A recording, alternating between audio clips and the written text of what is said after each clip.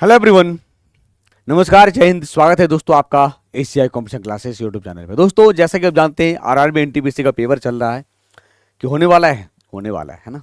चल रहा है यानी दिमाग में चल रहा है कि आने वाले समय में 5 जून को पेपर है ना। तो समय कहाँ है आपके लिए। और 5 जून से 23 जून तक पेपर है। फिर 10+2 लेवल का पेपर होगा, फिर ग्रुप डी का पेपर है, कई सारे पेपर हैं। सिलेक्शन ले सको तो ले लो, आपके ऊपर है। दोस्तों, आज से हम एक श्रृंखला शुरू करेंगे कि वो छोटे छोटे टॉपिक जो आपको परेशान करता है।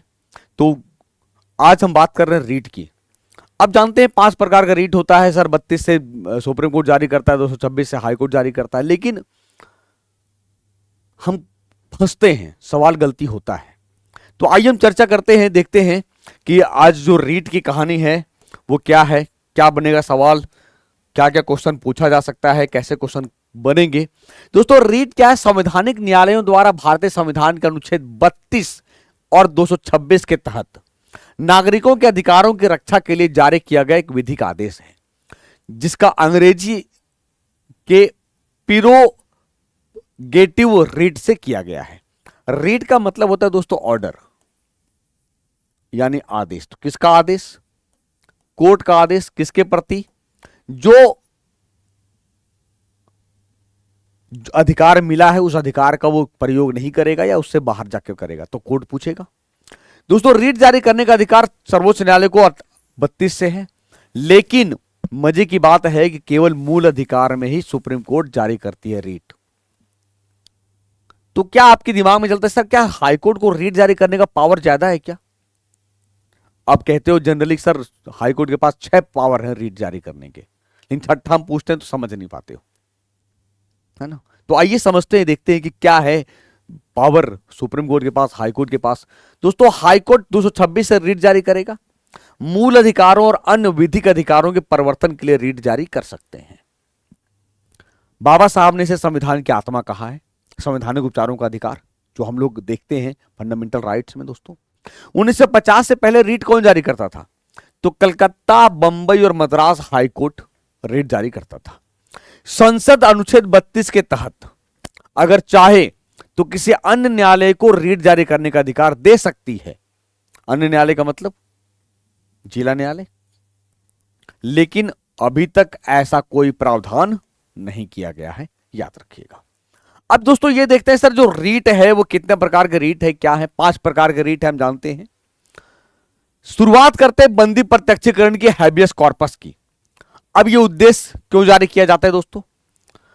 इसका मीनिंग होता है को प्रस्तुत किया जाए, यानी जिस किसी को इलीगली अवैध हिरासत में रखे हो उन व्यक्तियों का संरक्षण किया जाता है इस रीट से। किसके खिलाफ जारी किया जाएगा?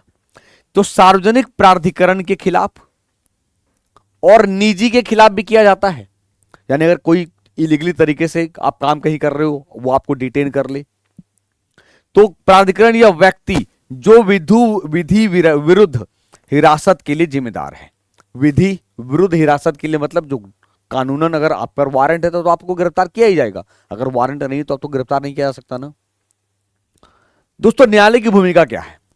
कि हिरासत की विधि मान्यता की जांच करना कि वाकई में उसे जो गिरफ्तार किया गया है वो लीगली है या इलीगली है, तथा विधि विरुद्ध होने की दशा में है स्वतंत्र किए जाने का आदेश देना।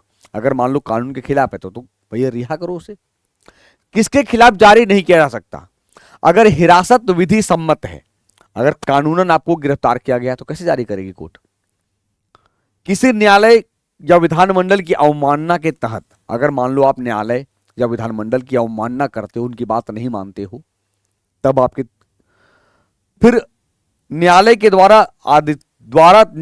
द्वारा आदेशित हिरासत है। अगर खुद कोर्ट ही कहा उसे गिरफ्तार करिए तो फिर कैसे जारी करेगा कोर्ट? नहीं जारी करेगा ना। उदाहरण, यदि किसी व्यक्ति को विधिक न्यायोचित के बिना हिरासत में लिया जाता है, बिना कारण बताए, बिना कानूनन, तो बंदी प्रत्यक्षीकरण की याचिका के माध्यम से उनकी रिहाई सुनिश्चित की जा सकती है। उम्मीद करते समझ में आ गया होगा। उद्देश्य क्या है, किसके खिलाफ जारी होगा, न्यायालय की भूमिका क्या है, किसके खिलाफ जारी नहीं किया जा सकता, और उदाहरण क्या है ना। हैबियस कॉर्पस, बंदी प्रत्यक्षीकरण। दूसरा देखें दोस्तों, परमादेश यानी मैंडमस, उद्देश्य क्या है? मीनिंग इसका वी कमांड, हम आदेश देते हैं। वी कमांड, हम आदेश देते हैं किसको? किसी सार्वजनिक अधिकारी, व्यक्तिगत रूप से अगर कोई अधिकारी है, या कोई बॉडी है, या कोई कॉरपोरेशन है, या न्यायाधिकरण है, यानी कोर्ट और इंडिविजुअल दोनों को जारी किया जाएगा ये, या सरकार को भी जारी किया जाएगा कि उस कर्तव्य को पूरा करने का निर्देश दिया जाता है जो उससे पूरा करने में असफल रहे हैं। सरकारी अधिकारी बच्चों, सार्वजनिक निगम, अधिकरण और न्यायालय के खिलाफ जारी किया जाएगा। न्यायालय की भूमिका क्या है? कि किसी ऐसे कर्तव्य के निष्पादन का निर्देश देना जिसे पूरा ना किया गया हो, यानी जो आपका अधिकार है, भैया आप काम नहीं करोगे तो पूछेगा ना कोर्ट, हम आदेश देते हो काम पूरा करिए। किसके खिलाफ जारी नहीं किया जाएगा? निजी व्यक्ति के खिलाफ, मान लो कोई प्राइवेट कंपनी है उसके खिलाफ, निजी व्यक्ति यूनिट के खिलाफ, जब कर्तव्य विवेकानुसार जरूरी नहीं है, संविधात्मक दायित्व को लागू करने के विरुद्ध, राष्ट्रपति के खिलाफ नहीं जारी होगा, राज्यपाल के खिलाफ नहीं जारी होगा, मुख्य न्यायाधीश के खिलाफ नहीं जारी होगा। याद रखिएगा, जब तक वो उस काम, जब तक वो पोस्ट पे हैं। उदाहरण, यदि कोई सरकारी अधिकारी किसी विधिक आवश्यकताओं को पूरा करने के बावजूद पासपोर्ट जारी करने से इनकार करता है, जैसे मान लो कोई पासपोर्ट जारी करने वाला अधिकारी है, हम सारा कुछ कर दिए फिर भी पासपोर्ट जारी नहीं कर रहा है, तो परमादेश रीट जारी की जा सकती है कि भैया कोर्ट कहेगा हम आदेश देते हैं जो पासपोर्ट आपने बनाया है जारी करिए पासपोर्ट, है ना। तो ये हो गया परमादेश मैंडमस बच्चों। तीसरा, प्रतिषेध यानी प्रोहिबिशन। प्रतिषेध मतलब होता है रोकना। अब ये समझना किसके खिलाफ जारी होगा? उच्च न्यायालय, सर्वोच्च न्यायालय अथवा उच्च न्यायालय, ठीक है। तो अधीनस्थ न्यायालय या अधिकरणों को उनकी अधिकारिता से उच्च कार्यों को करने से रोकने हेतु जारी किया जाता है, जो आपके अधिकार क्षेत्र में नहीं है। जैसे उच्च न्यायालय के खिलाफ जारी हो, कौन जारी करेगा? उच्चतम न्यायालय करेगा। विधि विरुद्ध कार्यों या अधिकारिता से उच्च कार्यों को करने से रोकना, जो आपके अधिकार क्षेत्र में नहीं, आप कैसे काम करोगे? कैसे, किसके खिलाफ जारी नहीं होगा? तो ये व्यक्ति निकाय के खिलाफ जारी नहीं होगा, केवल कोर्ट के खिलाफ जारी होगा। याद रखिएगा ये। प्रशासनिक प्राधिकरण, विधिक निकाय, निजी व्यक्ति और बॉडी। यदि कोई जिला न्यायालय, अब देखो एग्जांपल, अपने अधिकारिता से बाहर किसी मामले को निर्णय देता है तो उच्च न्यायालय प्रतिषेध रीट जारी कर सकता है। बात समझ में आ रहा है?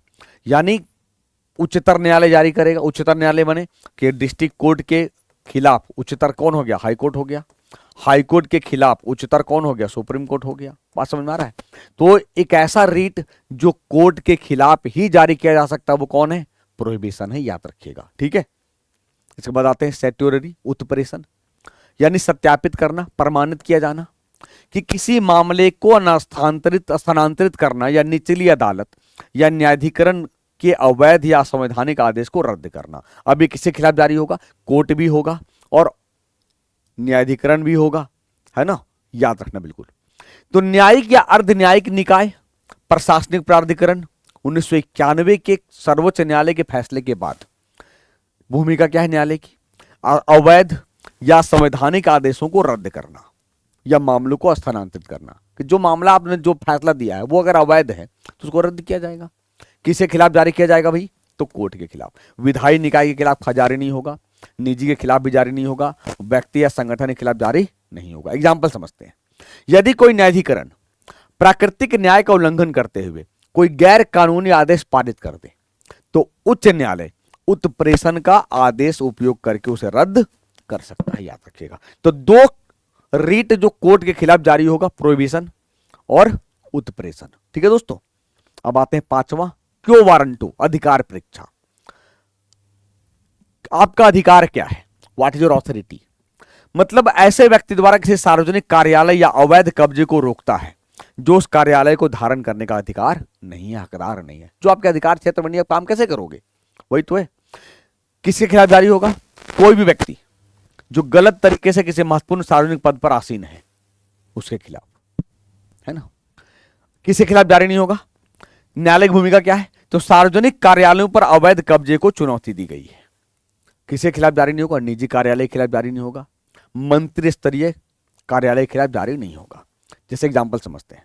यदि किसी व्यक्ति को कानूनी आवश्यकताओं को पूरा किए बिना मंत्री के रूप में नियुक्त किया जाता है तो अधिकार परीक्षा रीट जारी की जा सकती है ना। जैसे मान लो कि आपको जबरन मंत्री बना दिया जाए, आप उस लायक है भी नहीं, एज नहीं है, या जो भी वाट एवर, या 6 महीने के अंदर आपको जीतना है तभी तो आप बनोगे मंत्री।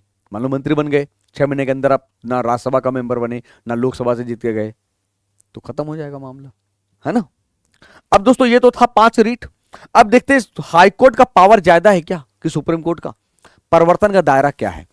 सर्वोच्च न्यायालय केवल मौलिक अधिकार के उल्लंघन के मामले में ही रीट जारी करता है, लेकिन हाईकोर्ट का मामला ज्यादा है।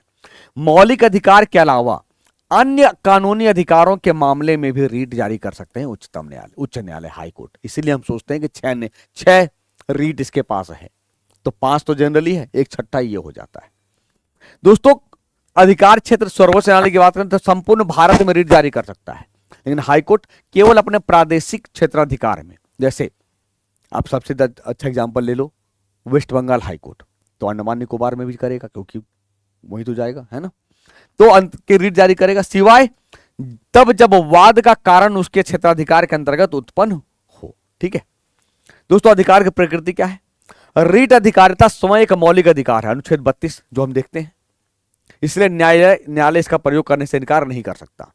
और रीट क्षेत्राधिकार विवेकाधीन है, अनुच्छेद 226 जिसका अर्थ है उच्च न्यायालय रीट जारी करने से इनकार कर सकता है। समझ गए।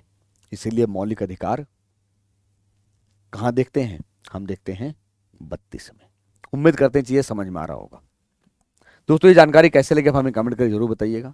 चैनल पर नए हैं चैनल को सब्सक्राइब करिएगा। दोस्तों हम फिर से हाजिर होंगे एनटीपीसी के इंपॉर्टेंट टॉपिक को लेकर, और कौन सा टॉपिक आपका वीक है आप कमेंट बॉक्स में जरूर बताइएगा।